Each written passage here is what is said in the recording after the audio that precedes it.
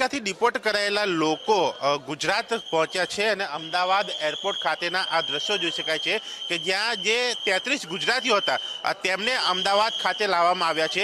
એક બાદ એક કરીને આ પ્રકારે પોલીસ બંદોબસ્ત સાથે આ ગુજરાતીઓને તેમના વતન પહોંચાડવાની કામગીરી જે છે પ્રક્રિયા જે છે તે પોલીસ તરફથી કરવામાં છે। બેન તમે ગયા હતા, શું કહેશો?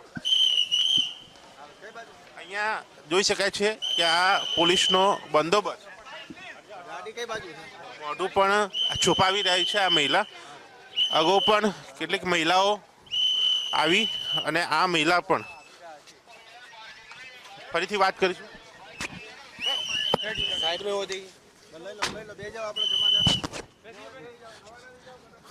અહીંયા આ અમદાવાદ એરપોર્ટ ખાતે ના દ્રશ્યો કે જ્યાં જોઈ શકાય છે કે મોઢું છુપાવેલી છે મહિલા।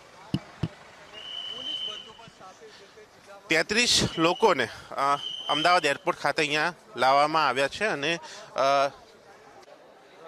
અમેરિકાથી ડિપોર્ટ કરાયેલા ભારતીયોને ગુજરાત ખાતે લાવવામાં આવ્યા છે અને ગુજરાતમાં અમદાવાદ એરપોર્ટ ખાતેના આ દ્રશ્યો કે જ્યાં પોલીસ બંદોબસ્ત સાથેની આ પ્રક્રિયા અહીંયા ગોઠવવામાં આવી છે। એક વ્યવસ્થા એ પ્રમાણેની છે કે જે લોકોને અહીંયા લાવવામાં આવ્યા છે, જે લોકો પરત ફર્યા છે, તેમને પોલીસ બંદોબસ્ત સાથે પોલીસની ગાડીમાં જે તે જિલ્લામાં જે છે તે પહોંચાડવાની પ્રક્રિયા અહીંયા કરવામાં આવેલી છે।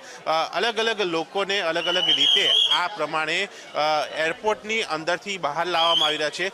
જે પ્રમાણે અમેરિકાથી આ તમામ લોકોને અમૃતસર લાવવામાં આવ્યા। 205 લોકોનો એમાં સમાવેશ હતો, જેમાં 33 ગુજરાતીઓ હતા। આ 33 ગુજરાતીઓની તમામ પ્રક્રિયા જે છે તે અમૃતસર એરપોર્ટ ઉપર કરી દેવામાં આવી, એટલે કે તેમની ઓળખની કામગીરી હોય કે પછી કાગળકીય પ્રક્રિયા હોય, આ તમામ પ્રક્રિયા કરીને આ પ્રક્રિયા આગળ વધારવામાં આવી છે અને અમદાવાદ એરપોર્ટ લાવ્યા બાદ તેમને તેમના વતન ખાતે લઈ જવા માટેની પ્રક્રિયા જે છે અહીંયા કરવામાં આવી રહી છે। જે પ્રકારે ગુજરાતીઓની વાત કરવામાં આવી, મહેસાણાના 12, ગાંધીનગરના 12, સુરતના 4, અમદાવાદના 2, ખેડા, વડોદરા અને પાટણના 1 આ પ્રમાણેના લોકોને અહીંયા અમદાવાદ ખાતે લાવીને પોલીસ બંદોબસ્ત સાથે તેમના વતન લઈ જવાની વ્યવસ્થા કરવામાં આવી છે। એટલે સુરક્ષિત લોકો પોતાના ઘરે પહોંચી શકે તે ખાસ રાજ્ય સરકાર દ્વારા ધ્યાન આપવામાં આવ્યું છે। સાથે જ આ પરત ફરેલા લોકો મીડિયા સમક્ષ કંઈ પણ ન